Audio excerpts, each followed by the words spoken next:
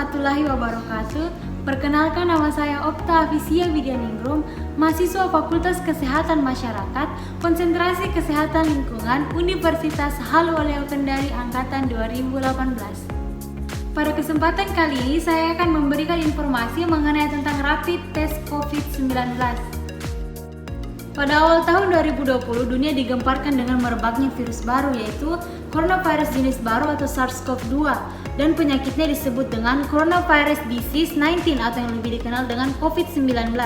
Diketahui bahwa asal mula virus ini berasal dari Wuhan, Tiongkok, yang ditemukan pada akhir Desember tahun 2019. Virus ini merupakan keluarga besar coronavirus yang dapat menyerang hewan. Ketika menyerang manusia, coronavirus ini biasanya menyebabkan penyakit infeksi saluran pernapasan seperti flu dengan gejala seperti batuk, demam, dan pada kasus yang lebih serius adalah pneumonia. Anda dapat mencegah virus ini dengan rajin mencuci tangan dan jangan menyentuh wajah ketika tangan kotor. Penyebaran utama coronavirus ini adalah melalui kontak dengan orang yang terinfeksi pada saat si penderita batuk, bersin, atau melalui kontak langsung dengan droplet si penderita.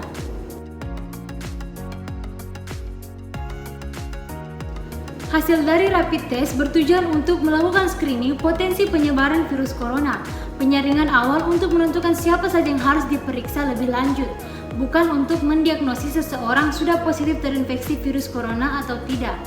Setelah seseorang melakukan rapid test, hasilnya tidak bisa langsung dipastikan telah positif terinfeksi corona atau tidak. Karena antibodi yang terbentuk baru dapat dideteksi setelah 7-10 hari terpapar oleh virus. Maka dari itu, apabila seseorang dinyatakan negatif, perlu dilakukan tes ulang 7-10 hari kemudian karena bisa jadi terpapar virus namun antibodi belum terbentuk. Peserta yang mendapatkan hasil positif ataupun negatif harus melakukan isolasi mandiri di rumah minimal 14 hari walaupun tubuhnya tidak terasa sakit ataupun sehat.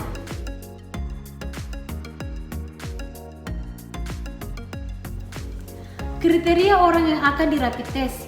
Yang pertama, orang dalam pengawasan atau ODP yang memiliki demam di atas 30 derajat Celcius disertai dengan pilek, batuk, dan sesak napas, serta memiliki riwayat perjalanan ke luar negeri atau tinggal di perbatasan negara.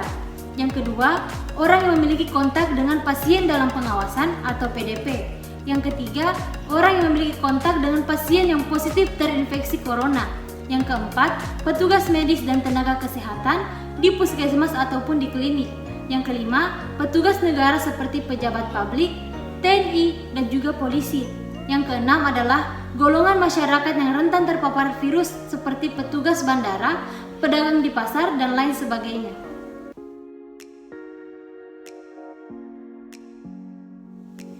Alat dan bahan pemeriksaan. Yang pertama, APD atau alat pelindung diri.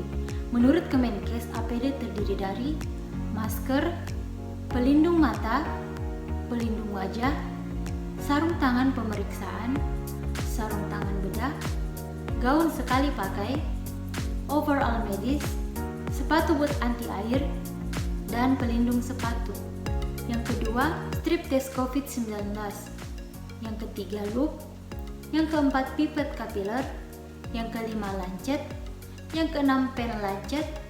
Yang ketujuh, alat penunjuk waktu. Yang kedelapan, darah 3-4 tetes. Yang kesembilan, kapas alkohol 70%. Dan yang ke-10 adalah larutan buffer.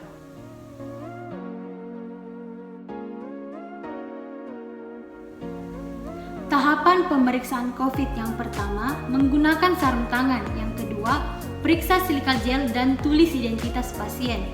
Yang ketiga, bersihkan jari pasien menggunakan kapas alkohol 70%. Yang keempat, sekak kembali jari pasien menggunakan tisu untuk membersihkan kemungkinan adanya sisa alkohol. Yang kelima, tusuk jari pasien menggunakan lancet yang steril. Yang keenam, hilangkan darah pertama pasien menggunakan tisu. Yang ketujuh, ambil darah menggunakan pipet kapiler kemudian diteteskan ke dalam sampel well test bertanda A, lalu ditambahkan 2 tetes buffer pengujian ke dalam wadah yang berbentuk bulat. Pastikan posisi botol buffer berdiri tegak. Dan yang terakhir, baca hasil tes dalam 10-15 menit. Bila waktu lewat dari 20 menit, hasil tidak boleh dibaca lagi karena sudah tidak valid.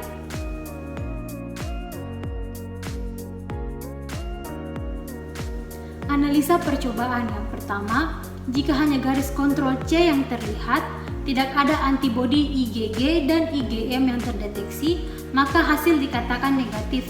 Yang kedua, jika garis berwarna muncul di kontrol garis C dan garis uji T1 dan T2, tes ini positif untuk antibodi IgG dan IgM.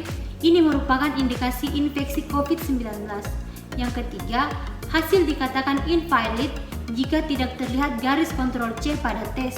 Jumlah sampel yang tidak sesuai atau prosedur kerja yang kurang tepat dapat mengakibatkan hasil seperti ini. Ulangi pengujian dengan menggunakan tes yang baru. Itulah tadi beberapa informasi yang dapat saya sampaikan. Semoga bisa bermanfaat bagi kita semua. Kurang dan lebihnya mohon dimaafkan. Wabillahi taufiq wal hidayah. Wassalamualaikum warahmatullahi wabarakatuh.